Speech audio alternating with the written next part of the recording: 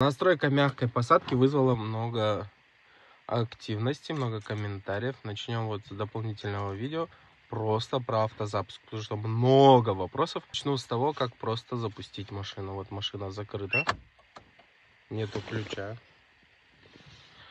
И просто удержанием большой красной кнопки, первой, до второго сигнала держим.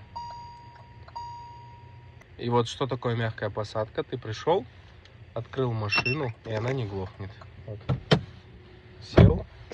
И теперь, чтобы она не глохла, продолжала работать, вставляем ключ. Вот машина работает.